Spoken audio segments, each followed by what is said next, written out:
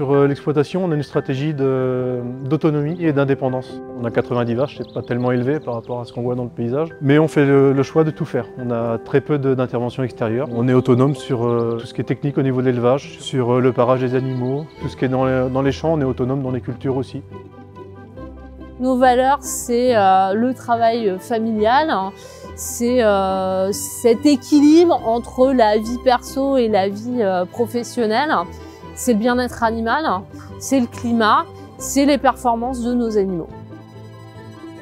Depuis qu'on s'est installé, on a pas mal poussé en production, notamment en production par vache. On a diminué en nombre de vaches, mais on cherche plus de lait par vache.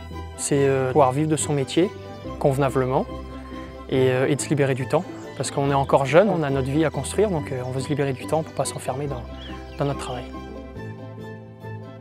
Les objectifs, évidemment, c'est de travailler un peu moins, donc prendre du temps pour soi, tout en faisant quand même bien les choses. J'essaie d'améliorer les conditions de travail pour que le personnel soit content, le patron aussi. Qu'est-ce que j'aime dans mon métier? Tout. Le rapport à l'animal, le côté technique, le côté challenge où il faut se dépasser au quotidien. Et puis il n'y a pas une journée qui est pareille. Et puis cette fierté aussi. On produit un lait de qualité, mais on produit surtout des produits de qualité qu'on va vendre aux consommateurs et ça c'est une vraie fierté. Qu'est-ce que j'aime dans mon métier? Ça, ce cadre, travailler en extérieur c'est important. Et c'est aussi faire perdurer l'exploitation familiale qui est depuis plusieurs générations présente ici dans le centre-Bretagne et notamment sur cette exploitation. Donc c'est vraiment aussi faire perdurer cet héritage. C'est une région qui est dynamique du point de vue agricole, mais aussi du point de vue tourisme. On est au bord de la mer, pas loin. C'est un beau territoire où tous les jours, dès que je me lève le matin, je suis émerveillé parce que qu'il fasse beau, qu'il pleuve, c'est toujours une région qui est dynamique et peu importe que la météo, le terroir reste le même. Le climat finistérien, c'est vrai que ça aide un peu aussi les animaux. L'alimentation est plus régulière au niveau du pâturage. C'est plus facile à gérer des animaux aussi en plein air. Ici, les journées où il dépasse 25 degrés, quand même, on a en général assez de doigts pour les compter. Ici, nous accueillons des stagiaires quand ils demandent, souvent dans le voisinage. On est content de former aussi, de former les jeunes, de les encourager vers ce qu'ils aiment. On les accompagne. Et ça nous permet aussi d'avoir des échanges, parce que c'est dans l'échange qu'on construit. Ça a été une évidence de devenir chef d'exploitation pour déjà premièrement la liberté, prendre ses propres décisions. C'est la fierté de se lever le matin en se disant bah voilà, on gère notre exploitation, une entreprise avec un gros patrimoine quand même. Et ouais, je pense que c'est une fierté. Ouais. On a la liberté d'entreprendre, la liberté de réflexion. On est heureux comme ça et quand on voit les enfants gambader à la ferme, on n'a pas envie de les laisser enfermer à la maison et de partir travailler à l'usine ou autre. C'est aussi ça la force de mon métier. C'est que le matin, je suis zootechnicienne, l'après-midi, je peux être une végétaliste pure. Je vais passer à la comptabilité, je vais passer au vétérinaire. Moi, c'est ça qui me botte, c'est d'être obligée de me dépasser tous les jours. Quand on bosse, mais quand je débranche, et on profite quoi. Voilà, c'est ça pour moi être agriculteur, c'est pas juste être condamné à travailler tous les jours H24. C'est comme ça que je vais perdurer dans le temps. Si la retraite, c'est pas maintenant 67, peut-être plus 68 pour moi. On a posé des règles en fait lors de notre installation. On a décidé donc déjà de se fixer des heures. On se libère du temps aussi quand l'un de nous veut partir pour se reposer, prendre des vacances, enfin faire ce que chacun a envie de faire. On est encore jeune, on a envie de profiter. Un jeune qui veut s'installer demain, déjà il faut qu'il croie en lui. Si son projet en fait c'est lui, c'est dans ses valeurs profondes, c'est ce qu'il est, peu importe les coups durs qui vont arriver, il va être capable de les passer.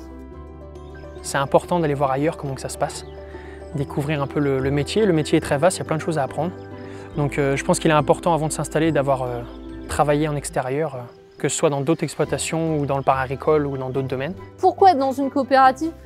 Je pense que c'est aussi propre à mes propres valeurs, quoi. C'est ce côté un peu famille maxi-format. Et puis la coopérative, en tout cas Sodial, elle a une force. C'est sa diversité de produits dans son panier. On fait du lait, mais on fait des yaourts, on fait des fromages. Et c'est cette force-là, en fait, que je suis allée chercher. Et puis, il y a cette notion d'équité.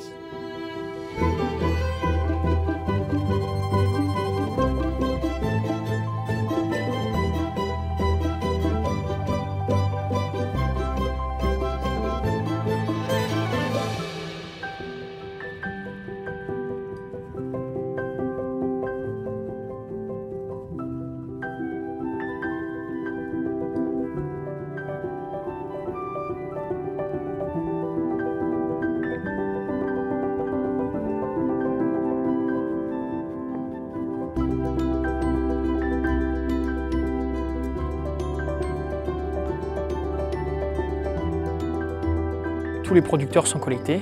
Il n'y a pas de distinguo. Aujourd'hui, il y a une collecte au niveau national et il n'y a pas de producteur qui est laissé derrière. Il y a toujours une recherche de solutions. Il y a des techniciens aussi sur le terrain qui sont toujours prêts à répondre à nos questions et à nous aider en cas de problème.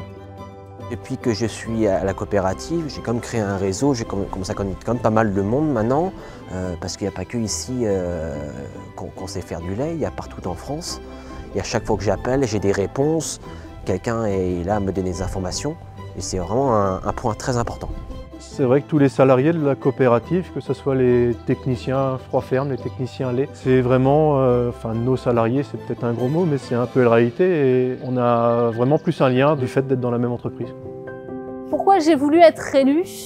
J'ai ce côté en moi qui dit que si tu veux que les choses elles changent, eh ben, tu te redresses les manches et tu le fais. Je voulais être à l'écoute des adhérents pour pouvoir repasser le message aussi par derrière et construire. Et on construit ensemble. Et quand on construit ensemble, c'est quelque chose qui est très solide et qui est durable. Comment je me vois dans 10 ans? J'espère dans la même situation. On est heureux comme on l'est aujourd'hui. On a l'impression d'être dans le vrai, dans le système de production qu'on est. Il ne faut pas hésiter à montrer notre travail, à montrer qu'on sait travailler et qu'on sait bien travailler. On a été élu meilleure agriculture du monde, c'est pas pour rien. Donc il faut le mettre en avant et il faut emmener les consommateurs avec nous. Notre but dans les années à venir, ça va être ça va être de réconcilier consommateurs et producteurs. L'agriculture est l'un des métiers qui a le plus évolué en 50 ans et je pense qu'il n'est pas prêt de s'arrêter, donc il va continuer sur cette lancée-là. Donc c'est que de belles choses à venir.